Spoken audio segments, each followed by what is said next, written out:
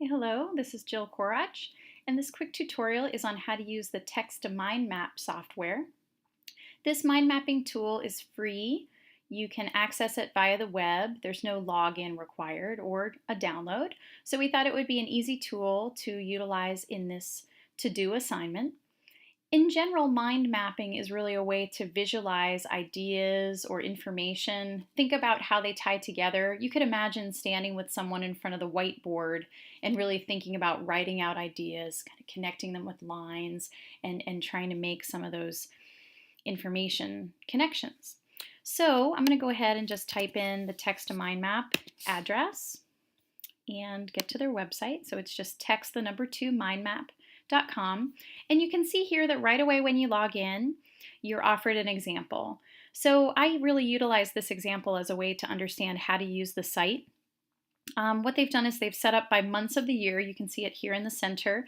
And then they have winter, spring, summer, and autumn as the four first level divides that they've made out of the months of the year. So if you look over here on the left-hand side, in the text box where you outline your text, they've listed that out, months of the year, so that's the gray box we see in the center. And then let's look at winter as an example. So the first indentation that they made, one tab in, was winter, and then off of winter lists December, January, and February. So I can drag these around in different ways once I have the information added. So for now I'm going to leave that here so you can see that all the other seasons have really been outlined in that same way: spring, summer, autumn. So this must be for Ohio. So we have those distinctive 4 seasons of the year. So I'm going to use that as an example and to help me understand how to use the site. And then I'm just going to go ahead and delete this out. So by deleting this, I now have an empty space to be able to work with for my Text2mindmap. So earlier today I was reviewing Kevin Madison's IAP. And I want to talk to him about a few of the areas that we've been asked to in the peer review: the comparative question, the methods, and the literature citations. So what I've decided to do is to really set up those items as my areas. So I'm going to put in Kevin's IAP as the center, and then my first area is going to be the comparative question. So I typed some comments earlier, so I'm going to go ahead and hit Tab, and I'm going to indent these comments. And I'm just copying them over from a Word document where I was writing my comments earlier.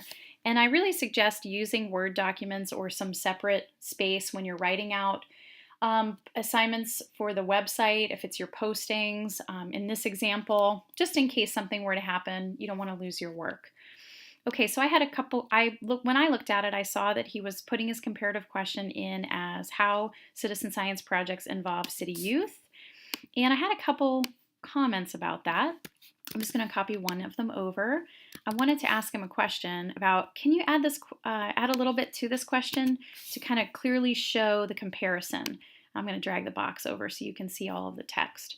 I felt like I wasn't quite sure what the comparison was going to be. So you can see that the months of the year mind map is still over here. So I'm going to go ahead and click the button, Draw Mind Map. So voila, here I am now able to see the comments that I've put in. So I have the comparative question, and then I have what I've listed, which are how citizen science projects involve city youth, and then I've got my comment because that's basically, this is the parent, and then these are the two that are underneath. Okay, great. So I had some comments for his methods section also. Let me copy those over. So I had on his methods, so I'd like to make methods that same top level that the comparative question is. So I'm just going to tab back until I get to that place. And there's comments right here that say use the tab to indent and use Shift plus tab to outdent. Okay, so I've got some comments on the methods that I wanted to offer him, and I'm a visual person, so I'm going to go ahead and hit Draw Mind Map again. Okay, great. So these are a little bit confusing that they're starting to stack on top of each other. So I'm going to go ahead and pull the methods here so it stays at the top level. And then I've got these 3 comments coming off of his methods. So I had the suggestion of, good idea. Do you have access to these youth? Just wondering if this is an area that's going to be easy for him to be able to explore. Do you want a group that has used citizen science before? And are you planning to route this for IRB on the project? I was just curious if this is something he's seeing as a long-term project.